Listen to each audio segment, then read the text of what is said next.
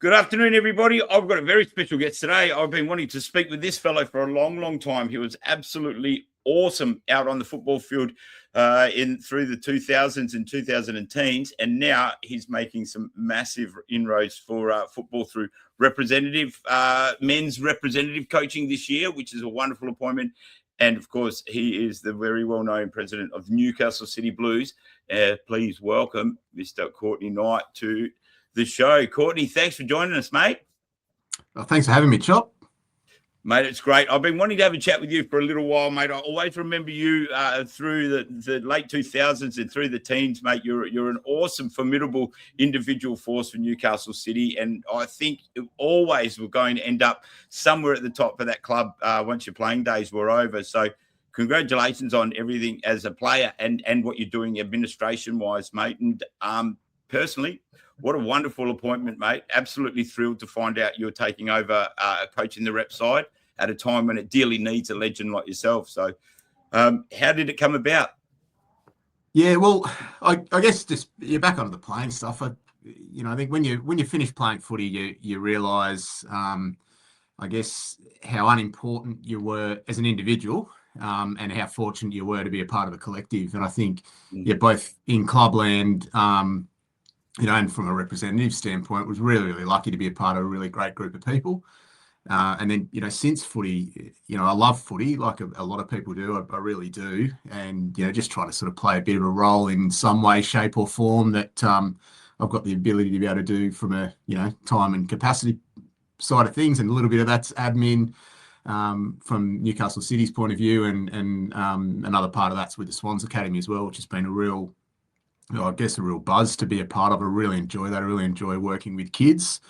And I think it's one of those sort of roles where it's a bit of a all care and no responsibility in that, I'm not having to be at heaps of games. I'm not needing to, field, lots of WhatsApp groups and things like that. I rock up on a Monday night with a group of, really talented kids that are really keen and eager to be there, work alongside a handful of coaches that are likewise really keen and eager to be there. And then that's the commitment done largely for the week. So that's fantastic. And, as far as the Rep's concerned, I obviously try and keep across what's going on in footy as much as I possibly can.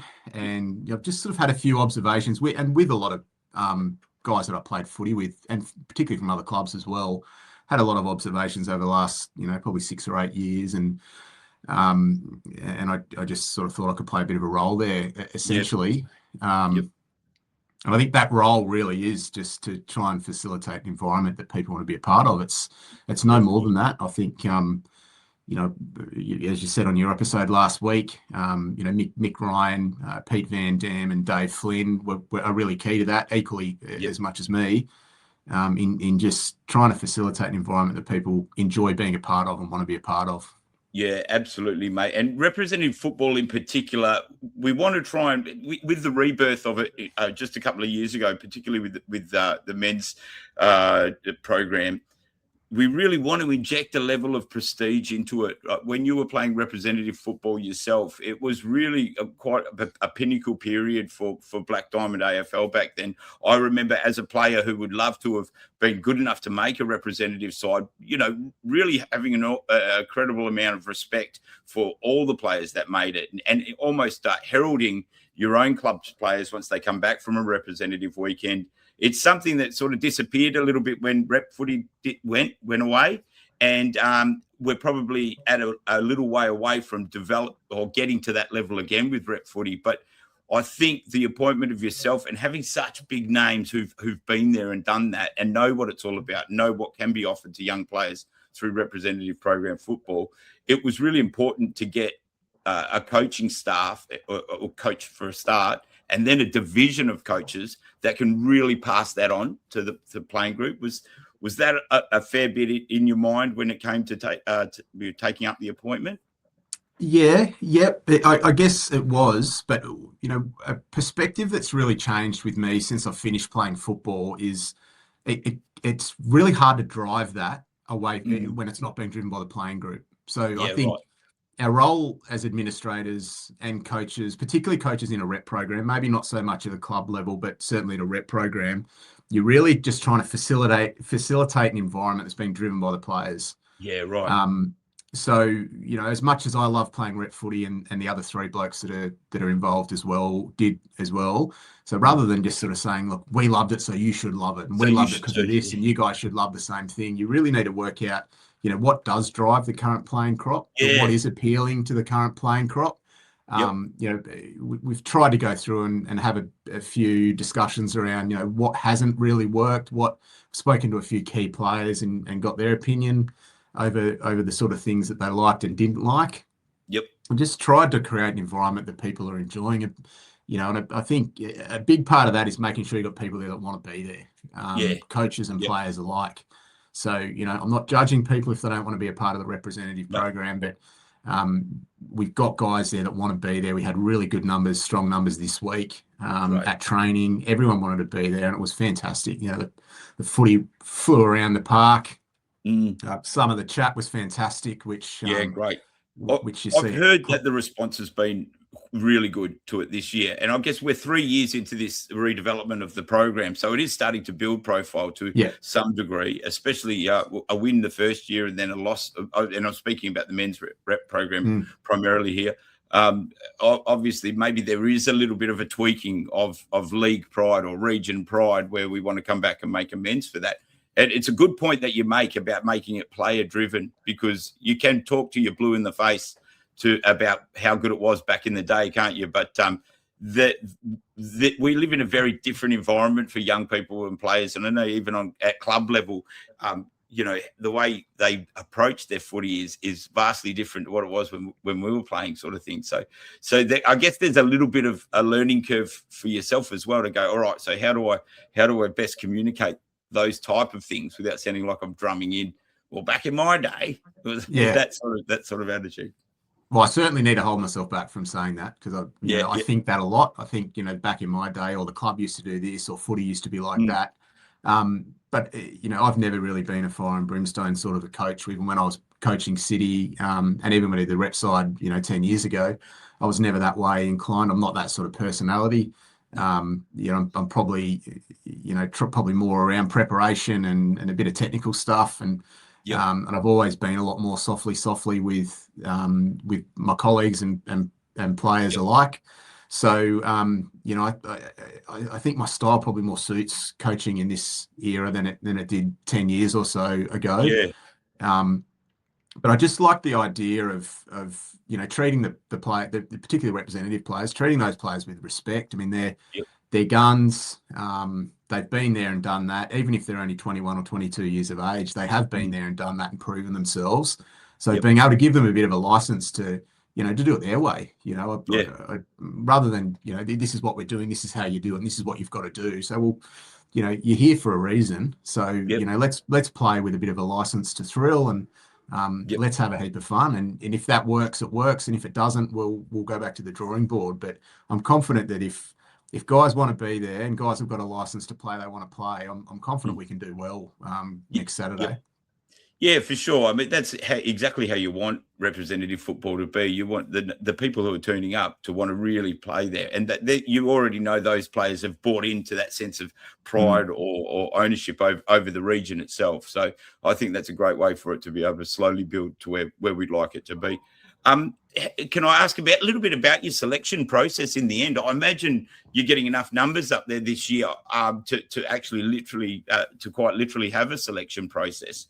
It's building in popularity. I know there's some great buzz around the place about the representative program this year, and it is starting to pay off. I think a bit of extra interest that, you know, people like myself and Ash and the other people in the media are starting to show it, and really talk about it like it's an important thing. Then you've got to deal with, I guess, some pretty proud players who might not be successful. How's your selection process? Do you look at much of maybe the team of the year selection last year? Does that come into play? Are you getting out and having a look at games around the place in the first few rounds? Yeah, well, I mean, there's a few new people around the traps now that I haven't played with and coached against and so forth. So part of my strategy in year one was to engage with those people. So, I like that year one, mate. That's another yeah, question later. That suggests there could be more than one? it certainly does. Yeah, well, I Oh, mean, good.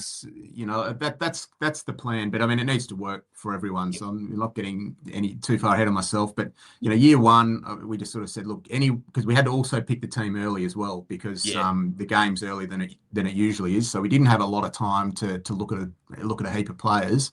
So we said that if you made the team of the year last year, you were in the rep team last year, you're automatically, selected in the squad. And then we just got in contact with all the coaches and said, well, who do you think? So we ended up with a pretty big squad, in the 60s, which is absolutely fine. Wow, that's great. And did you get a majority of those come to Ascension? Yep. Pretty much got engagement. It got engagement from we certainly got engagement from all the clubs. Yeah. Yep. Tremendous. And then we've had about 40 train. Yep. Bit over 40 train across the first fortnight. God, that's great. And then engagement from most of the other guys individually to say that the reasons why they couldn't train. There's a handful of injuries. Unfortunately, this early in the season, there's still a handful of injuries. Yeah, and right. So we've trimmed the squad down today to the high 20s. Right. And then that squad will train next Wednesday night before we pick the team. We just want to have a look at a couple on the weekend. Yep. Obviously, City's playing Warners Bay. That'll be an exciting one. Yep.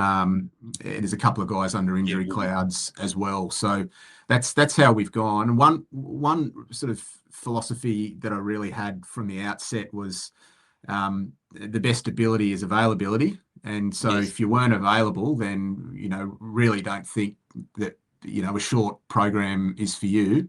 So, there's a handful of guys that are probably good enough to be in the top 22 that have missed out, even though they were keen. They've missed out because they haven't been able to train. And that's tough. I don't like that authoritarian angle, but I think it's respectful of the players that have been there and put the effort in. Whether they were going to miss out or not, I think the squad that we'll pick and the team that we'll end up picking appreciates the effort that everyone's gone into to be there. It is the only way for it to be equitable and also for the profile and the credibility of the rep program to go in the right direction. If it looks like there's handouts going to players based upon reputations rather than effort put in, it's not really honouring, I think, what the representative program's all about. So I'm very pleased to hear that in that respect. And you also know that the ones that are going to turn up are 100% there, aren't they? Do you think on account of that, the short program and maybe just limited number of training sessions that they can have, will you look at trying to expand that perhaps in the years to come? And make it, I guess, an easier thing to be a part of, or is it one of those things where it's a short program? Let's see how committed you are in that short period of time. Yeah, well, like at this stage, my thought is probably not. If anything, maybe tighten the squad size next year and only have another 2 or 3 week lead into a game. Yep. But we'll just see how it goes. I've got a very clear flavour and game plan. It's not overly complicated, but very, very clear flavour and game plan. I think if that comes off, I don't see a huge amount of benefit in drawing out the commitment to players much longer than 2 or 3 weeks. Sure. But if it doesn't come off and we need to get more cohesion and we need to, work on a few things strategically, then we might need to drag that out a little bit longer. But as I said, the best ability is availability. And if that commitment's a 6-week commitment, it's going to be very difficult for guys to be available across a 6-week period. But yeah, I guess, jumping back to your question about more than 1 year, once again, absolutely not getting too far ahead of myself. And if it doesn't work for one reason or another, I'm absolutely fine with that, because I just want the program to be successful. But my idea was to try and get engagement and get a bit of passion and pride into the competition this year. Get the respect and understanding and dialogue between the coaches. Be a little bit more tailored next year with the squad and sort of make a few tough decisions before we get everyone to training, with a view to hopefully be successful on the park for those 2 years, and in year 3 try and get in front of a big scalp. So I'd love to play the Riverina. Yep. I'd love to play a Sydney development side of some sort, or a Canberra development side. I think that'd be ideal, because I think at our best, and if we can play the brand of footy that's sort of synonymous to our region, I reckon we can smack a few opponents around and give it a for real sure. shake. Look, we've got the Black Diamond AFL itself has got actually quite an impressive history. If you look back over our representative programs over the last 20 odd years, we've been right there amongst it. We've beaten some really big quality regions in terms of football. We've done well in country championships, and we, even the one-off games from time to time, we hold our own in that respect. So it's safe to say we've got a very proud history. I think one of the great things that you've done here is looked into the rep program from really honest eyes, from a perspective of obviously nostalgia and knowing what our history is, but also looking at that with a plan for more than just a fill-in season, which is largely what it has been in the first 2 years. And granted, we're trying to reintroduce it, of course. So for you to come in and then bring in a team of legends as well is a really great message to the players who probably largely been it's been a really, I don't want to use the word divided, but everyone's sort of been left to their own devices greatly, each club, because of coming off the back end of COVID and the change of administration. So this is really one of those great moments in league rebuilding where we can show that, right, we might try and beat each other senseless on Saturdays and get the 4 points, but we're all in it together when it comes to building a competition. And to have the notables that you've got on there, I just find it's a beautiful thing, because those guys would have you, yourself included, you would have had some remarkable tussles with your coaching staff on the field.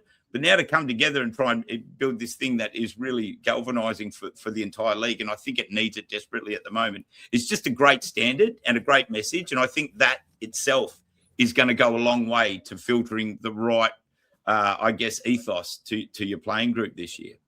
Oh, absolutely. And I think, sort of getting back in behind the curtains of another club, it really breaks down some barriers. I mean, when I moved to Newcastle in the late 90s, this is actually my 30th year, coincidentally, of being involved in footy since we've moved to Newcastle. And so when I started, back in the late 90s and early 2000s, we were rare. Footballers were rare. And so we'd go and you'd literally beat the shit out of your opponent on a Saturday afternoon, and you wouldn't have anything to do with them. And then when I started playing some rep footy as an adult, you sort of think, I think this guy's a dickhead because he wears cheese and beetroot. But I've actually got more in common with him than I do my mates from school, because because of this common love of footy that we've got. Yeah, that's right. So I think it just breaks down some of those barriers, and I think probably a little sort of secret over the last fortnight that I think I think it encapsulates this really well is I thought last week we had a lot of talent. Week 1 at training, we had a lot of talent. There was probably 20, 26, 27 players at training. Lots of talent there, but it was a bit quiet, a little bit quiet. There looked like some, astute players in the group, but no one, overly vocal. No one, from my first impressions anyway, was sort of an out and out, big chest thumping leader. And I thought we've got to get some people involved in this that are on the field that have got that sort of leadership. And so Pete Van Dam and Bish and I sort of had a bit of a chat, and we said Corey Billings is the man. Yep. And then I went away and had a think, and I thought, well, Max Quinlan's the man. And so neither of those two were in our sights a month ago, and neither of those two were in the squad of 60. Right. And I thought, well, why are you so respected in your own club? Not forget about what the reputation is. Why are you so respected in your own club? And they're all the things that you want in rep footy as well. So I called them both, and they were thrilled. And I said, look, I can't promise you anything. I can't promise you a thing, but I'd love for you to be there. I'd love for you to, just bring Corey, bring your Terrigal self. Maxi, bring your Newcastle City self, roll it out, and we'll see where it lands. And right from the warm-up lap, the whole atmosphere changed. Isn't that great? I think they had a bit of a dig at each other. They both knew what the script was. I think they had a little bit of a dig at each other, and the voice improved by 100% from last week. So, I think that's an example of what you say, that, you go and you beat the shit out of each other, and I think Corey Billings has probably laid a few on some of our blokes, and I'm sure Max has said some stupid things to their blokes over the years as well. But they're doing it for their team because they're Yeah. passionate about their team. They're playing a really important role in their team. If they can do that for a rep side, Yep. they're showing to everyone else around the league that, hang on, we are good people. We are good footy people. We're good, teammates, and it's great. It's funny, isn't it, that sometimes the most parochial and vocal and, well, let's go with colourful, sometimes controversial characters out on the field are the ones that can be the market leaders when it comes to actually breaking barriers down and bringing everybody together. There's no doubt Maxi and Corker are two of the most vibrant out there. And certainly where we sit every week watching it, we can pick that right away. And I totally relate to everything you've said there. I know you can be one-eyed for your club all through your playing years as much as you like. But I've found from sitting in the commentary box, I've made great friends at every single club, and I have a genuine soft spot for everybody in the league now, to the point where your loyalties are almost blurred at times, because I've gotten to know so many people at the different clubs. At every club I've discovered since doing what I do now, it wouldn't have mattered where I landed in New South Wales. I would have found a wonderful home at any of the football clubs that are in our region. And it's a thing that you just do not accept while you're a football player at all, no matter what. But all of a sudden you grow up and you get beyond that and you stay involved with football in levels like that we are. And you go, wow, it really is a great game. It really does bring us all together at the end of the day. So I know certainly watching what's starting to come into fruition. I know I think it was about 2 or 3 seasons ago when they first started talking about Rep Footy coming back. It was something that I called out from time to time, saying, geez, it'd be great to see some former Rep legends all come together. And it's almost like a dream come true for me, seeing who you've pulled together for it. And now I'm very confident that it'll be a great squad that comes together, and they will galvanise and they'll go back and take some really important history back to their teammates when they go back to club level, and sort of start to build the profile of this representative football again, like it was, all through the 2000s. So. Yeah, and I hope further to that. I completely agree with you. I hope further to that. This year's opportunity to have an extended squad meant that there was 4 to 6 or more in some cases players from each club, in as a part of the program. Mm-hmm. Some less experienced players, some younger players. Right. So hopefully they take some of those experiences back to their club as well. Hopefully they've learned a little bit on the track as well, which we've tried to make sure that we sort of tried to teach some of those guys a bit as well without getting too technical. We sort of were pretty hell bent on that. But hopefully they can take some of those things back to their club. They can be better players, and they can they can help improve the rest of their club as well. Yep. That was leading me to one of the next questions. So there has been a good spread right across the clubs, and I'm speaking about men's division, I guess, primarily here, of course, because Kate Hanley's in charge of the women's again this year, which is great news. I believe their side was announced this week too, so we'll follow that up a little bit later this week. But yeah, I've noticed from watching, obviously, at times there's a bit of a disparity between where the level of where some clubs are to the next. But I think as a general rule, the league's moving in the right direction. But every club has got some genuine stars where they are on that same tier as the best players in every club at the end of the day. So I guess what I'm asking is, did we get a good spread from a good representation from all the clubs this year? Oh, absolutely. I think there'll be in the side, there'll be someone from every club, and that wasn't deliberate. That's the reality. Genuinely fought their way into that spot. That's great. So and good comment on the league, isn't it, and where we're at?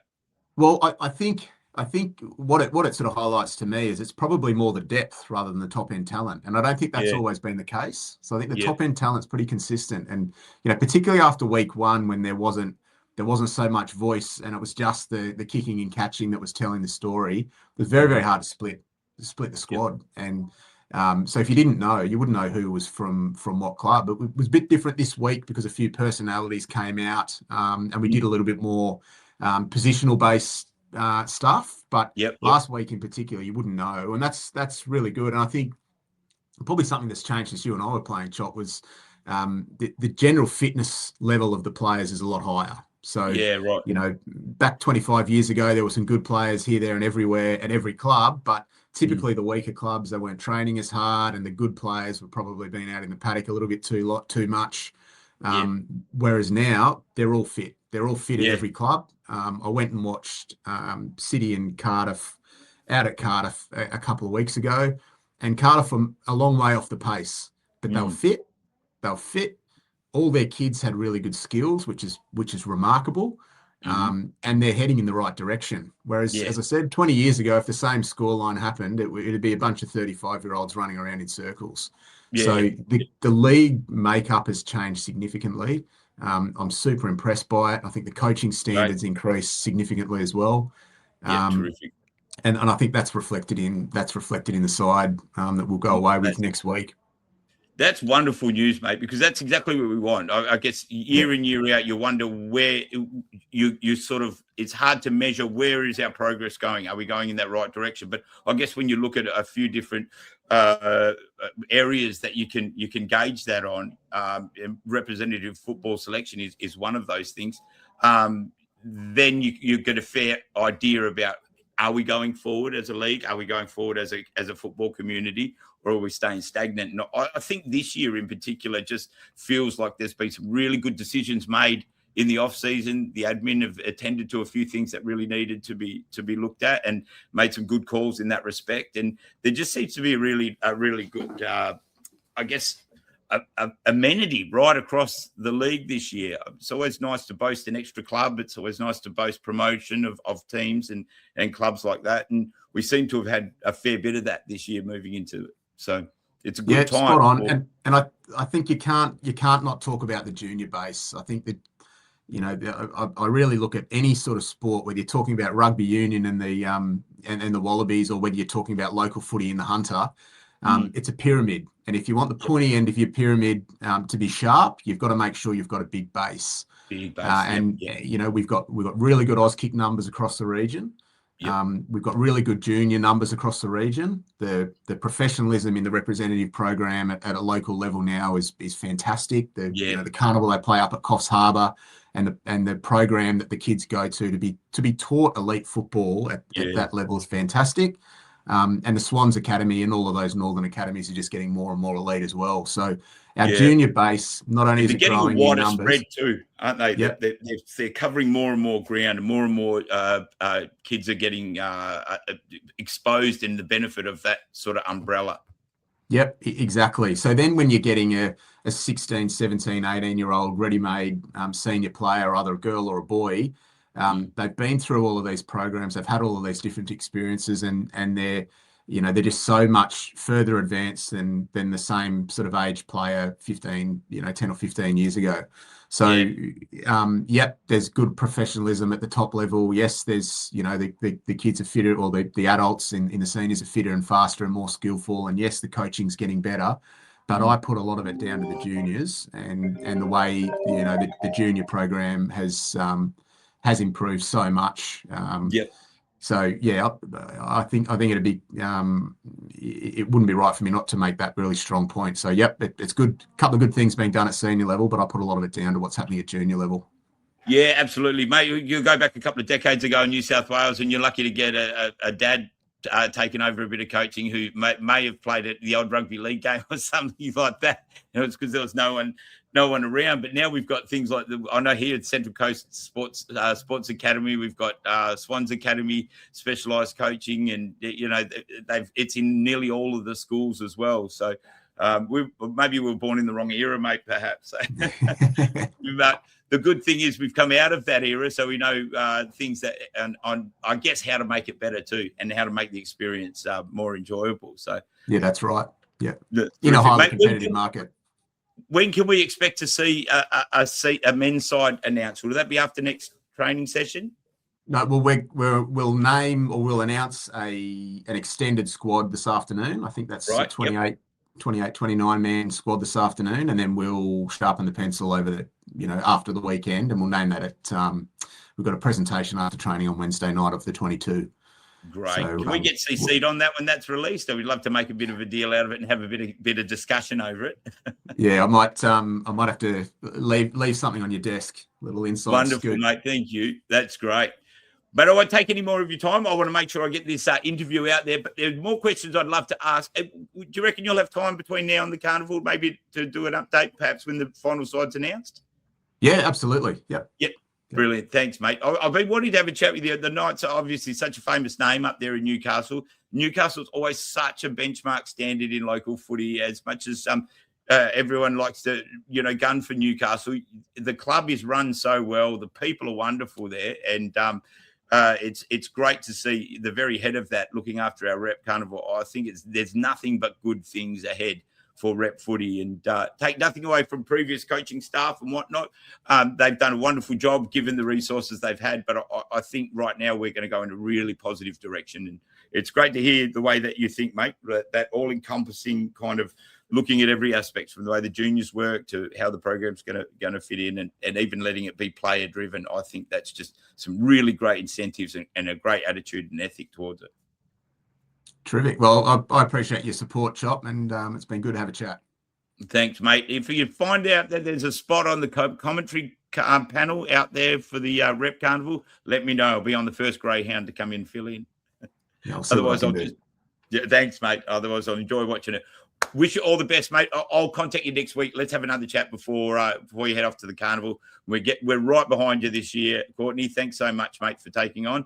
And wish the boys in your coaching staff all the best to me as well. It's great seeing Pete Van Dam buzzing about Rep again. So it is. He's fantastic. Yeah. It's like you wind him up in the middle of his back, and he just goes. I've caught up with him a few times over the years for a beer on a Friday night, and he didn't have a lot of goods to say about Rep, especially when it wasn't around. But geez, he's up and about it all over again. And I told him, he didn't want to believe me before. I said, but you'll be involved in Reps one day. So I think he's pretty happy about it. Yeah, no, he's a man for the job. Yep. Good on you, Courtney. All the best, mate. Can't wait to hear more from it. And I think we're in good hands, that's for sure.